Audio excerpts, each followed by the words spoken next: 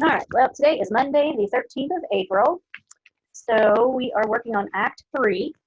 You do have your vocab quiz this week, which I've already sent to your emails this morning. So we're working on Act 3. We have 2 more weeks before school is out. And does anybody have any questions on the test? It's going to be the summary in the back of the book. It's on page 30, 31, and 32.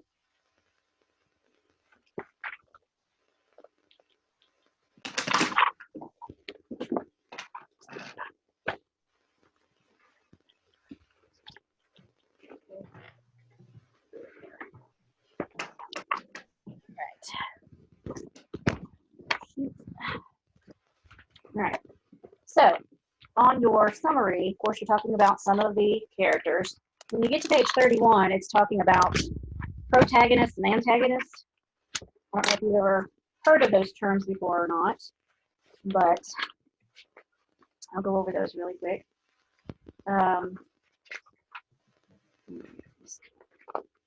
There is no antagonist in the story, really. The heroes in the story are the protagonists. So the villains are the bad characters, which are the antagonists. Okay, there's Elias. And sometimes it's not easy to tell. So we're talking about the summary, which is the end of the book test. And so when you're talking about protagonists, of course, Antonio would probably be one. When you're talking about the villains, you may or may not put Shylock, because you might think, well, he is a villain, but he's been made that way by people making fun of him and putting him down and mistreating him. Mm-hmm. But then you think, well, he loves money more than anything. He's not even really worried about his daughter being gone. It's like he is, but he's more worried about his money being gone. Mm-hmm. So he could be an antagonist. Okay, so let's see. All right, on page 32, the complication, resolution, and punishment. Well, complications are, the things that happen in the story that make things more difficult. Okay. The resolution would be your happy ending, what happens at the end. Punishment would be what happens to the bad guy. Does he get what's coming to him? His justice. And then you've got 2 themes. You've got the theme of justice and mercy and the theme of friendship. So we've seen a lot about friendship so far, with Antonio agreeing to take the loan for Bassanio. And as time goes on, we'll get more into that.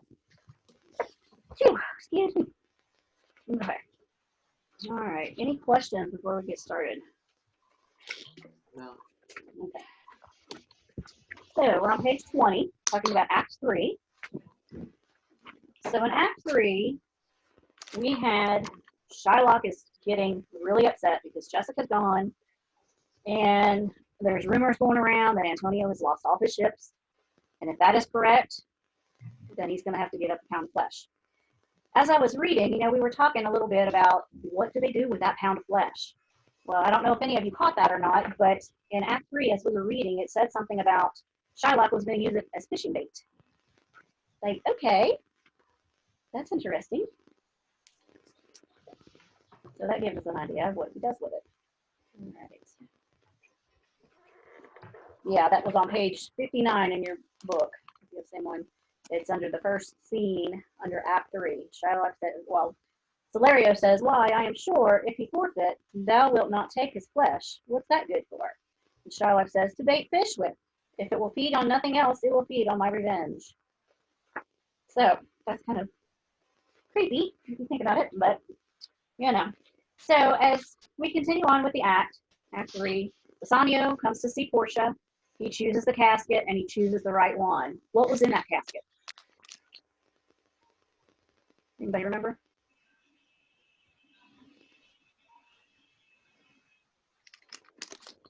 Aubrey, you're on mute.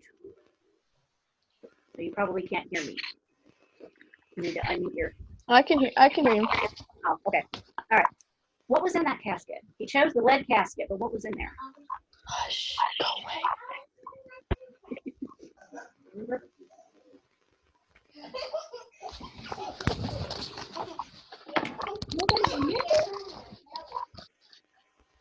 That's what It was just a note, wasn't it? No. It was a statue of her.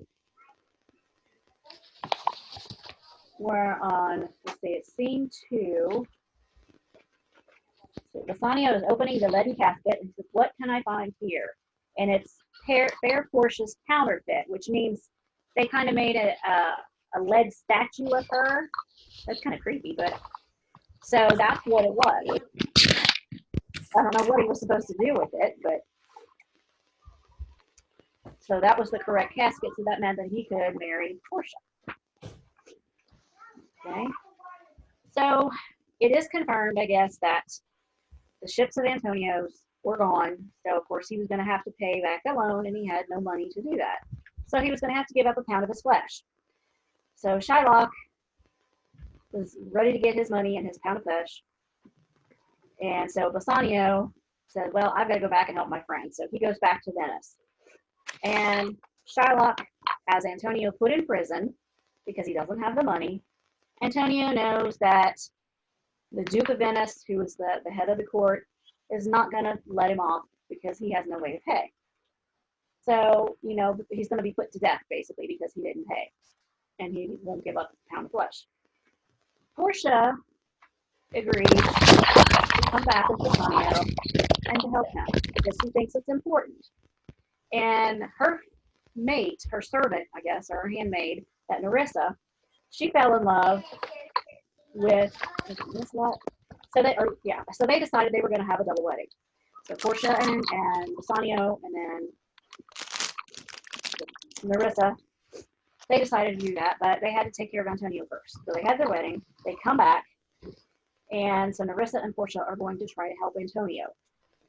So Lancelot, of course, is worried about Jessica's soul because she's Jewish, because Shylock is Jewish. But Jessica says, "I'll be saved once I marry Lorenzo, and I'll be fine." And Lorenzo says, "Well, I'll be the best husband that she's ever had." And they think that's going to save her. But really, it's not. You can't be saved by somebody else, as we all know. So, anybody have any questions with what was kind of happening in Act? Not really. Okay. All right, let's look at page 20. We've got some vocabulary words, and we're going to find out what they mean. The first one is racism. What is racism? It means you're prejudiced towards someone. Did you ask what racism was? Yeah, racism. It's the discrimination of one race because of the color. Right. Yeah, you're discriminating against them just because of their race. Which people do that all the time, and that's what was happening to Shylock. They figure, well, he's a Jew. Jews are not very fair. They're underhanded. So making fun of him was racism. Okay, what about discrimination? It's like treating somebody bad.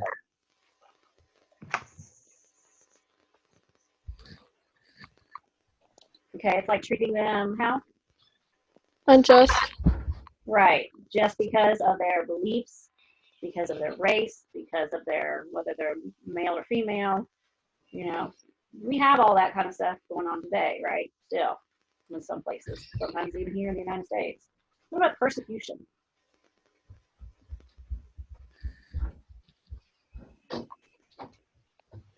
Hostility and ill treatment. Okay, Paul was persecuted, right? And Jesus was persecuted. Paul did some persecuting of his own against Christians before he got saved, right? Aubrey, what did you say for persecution? Persecution is, they're made to suffer. They're put down or beat because of their religion and their race. Okay. Prejudice.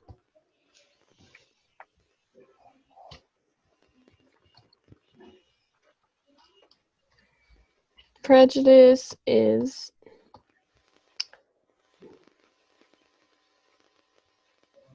preconceived opinion that is not based on reason or actual experience. Right.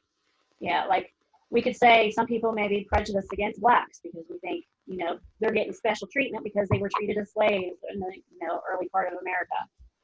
But that's not fair to say, because the people we have now, they're not slaves. They're treated like the rest of us, and we shouldn't put them down for that. Okay, what about a racial slur? Refers to members of racial and ethnic groups in a derogatory manner. Okay, right. And you hear people they make comments because of a race, and you hear politicians get in trouble for it, actors get in trouble for saying things like that, and it's not very nice. Some of them can be very hurtful and very cruel. So we need to make sure that we're not showing any of those kinds of things. But there's a lot of people out there that do show those things, and if you see anything like that, and you talk, like if your friend says something to somebody, if you can talk to them, say, hey, what did you mean by that? And then you get them to really think why they said that, then maybe they'll be like, well, maybe I shouldn't have said that, because sometimes you get those kinds of things from your family and your relatives, and you don't even realize you're saying things. Like around here, we don't have that many blacks. They're slowly coming in at a little at a time, but especially when the Civil War happened and when slavery happened, and people in the southern states, they believed in slavery, but the northern states didn't. And sometimes because it's passed down through generations. Well, my family owned slaves and we believed in it. You may think, well, why they don't need to feel that way, that blacks are bad and everything, but people do, and they just don't even realize they're doing it sometimes. All right, question number 1. In C1, line 52 to 72, Shylock talks about getting revenge on Antonio. Why is he angry with Antonio? He disgraced him. What else? Mocked him. Laughed at his losses. Right. Scorned him. Scorned his nation. Okay. Anything else?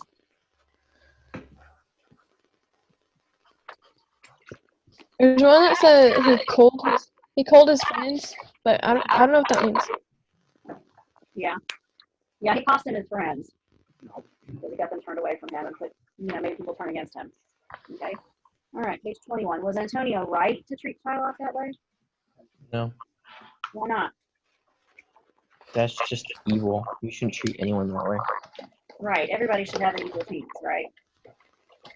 Why do you think Antonio's behavior was surprising?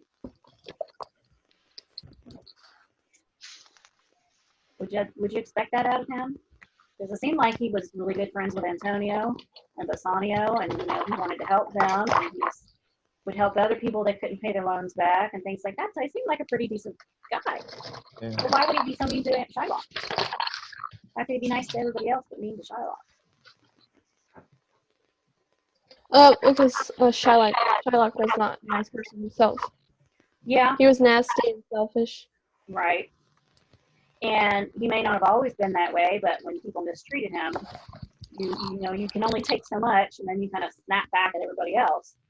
And Antonio, he may have grown up learning to hate Jews, and it just came second nature to him. He didn't really think it was anything bad because, my mom and dad did it, and that's just the way we treat these people. He may have not really ever thought about it. It was just accepted. Okay. Number 2, most action in a story centers around conflict, which is a problem, and its resolution or solving that problem. When speaking of his relationship with Shylock, Antonio says, I oft delivered him from his forfeitures, many that have at time made known to me. Therefore he hates me. So from Antonio's point of view, this is the root of their conflict.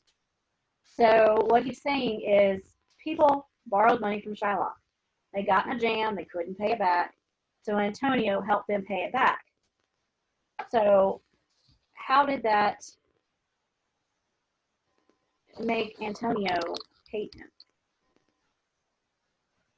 I mean, how did that make Shylock hate Antonio, aside from him being, abused by him?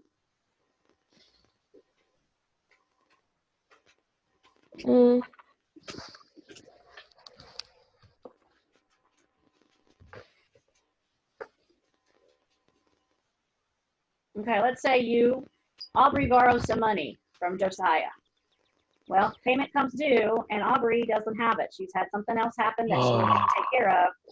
And Josiah said, well, you were supposed to pay this back, or else I was going to make you do such and such. But Elias felt sorry for Aubrey, and he says, here, I'll take care of it for you. So Elias pays Josiah back for Aubrey. So how does that hurt Josiah?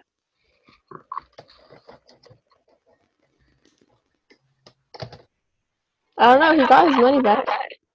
He got his money back, but he didn't get that extra thing. You know, if you couldn't pay it back, you were supposed to do such and such. Well, it got paid back, even though it wasn't Aubrey. So he was not getting his interest. He wasn't getting his pound of flesh and his revenge on people if they couldn't pay it back. So, you know, yeah, he was getting his money back, but he wanted more than that. Okay? So that's why Shylock didn't like it that Antonio helped others, because he couldn't exact revenge off people that couldn't pay back. And, you know, they went to other people to get money because they knew what kind of person he was, because Antonio was telling everybody, you know, you don't go to him, he's cruel, he's mean, he'll ask above and beyond, and he'll really mess things up. So how does greed on Shylock's part affect his feelings about Antonio's actions?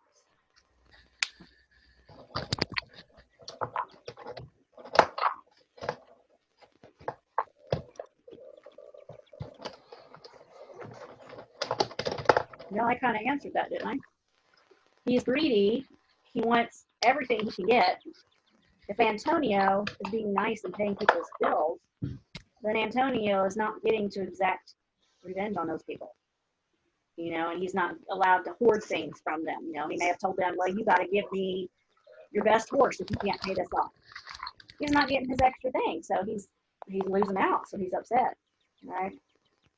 Why else would Shylock hate Antonio besides all that? Is there anything else of why he might hate him?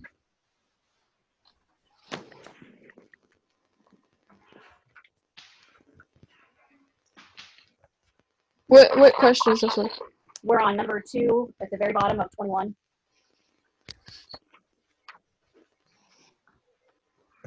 Why else would Shylock hate Antonio? I don't know. I think we pretty much covered it. Yeah. Yeah, I think so too. All right, page 22. Lancelot jokes that if all Jews are converted to Christianity, the price of pork will rise. Why did he say that? What's that have to do with anything?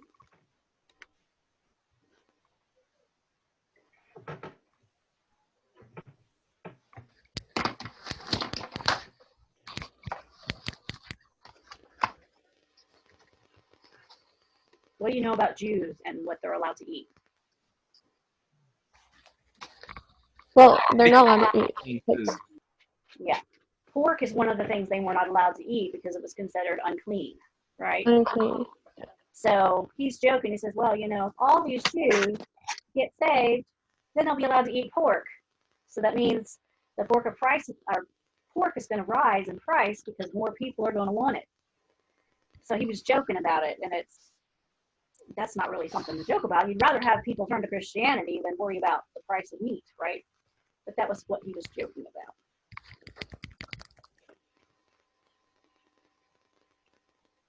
Okay. Number 4. What if Shylock was not discriminated against by others? Do you think he would be different? Would he treat people differently? Yeah, probably. I think so. Anybody else?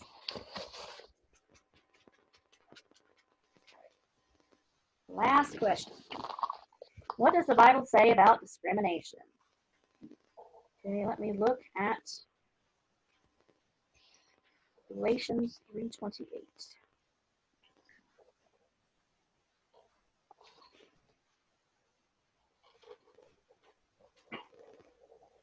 There is neither Jew nor Greek, there is neither bond nor free, there is neither male nor female, for ye are all one in Jesus Christ.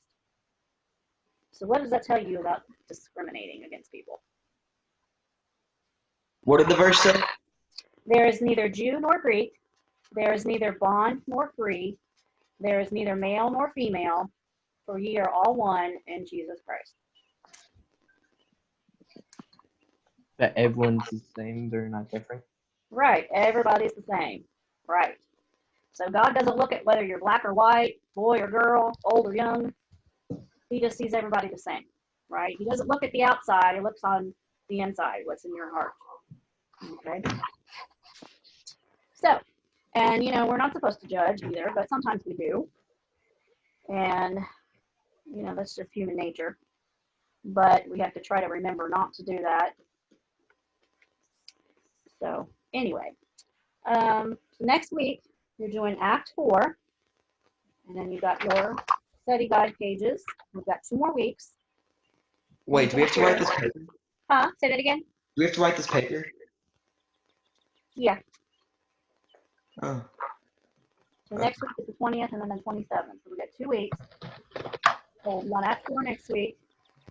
You got your vocab quiz and your emails, so you can get that done and then just text it to me or, scan it or however you want to do it.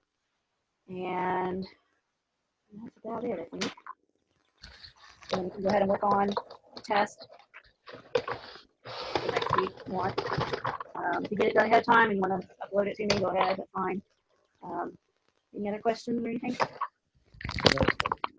Alrighty, we'll see you next week. Well, where's the vocab quiz? Where's the what?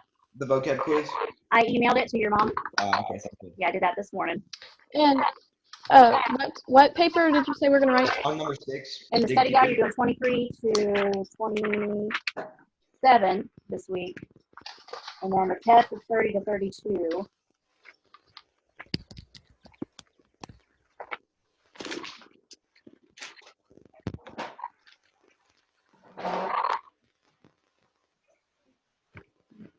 Anything else? No. So on question 6, on the extra assignment, we need to write the report. No, you didn't have to do that, and you didn't have to do number 6 either. Oh, Okay. that's what I asked if we had to do. I said, yeah. If you did it and you want to turn it in for extra credit, that's fine. Yeah, I'm all right. All right, if that's it, then I will see you next week. Some of you I will see on Wednesday, but all righty. Have a good week. See ya.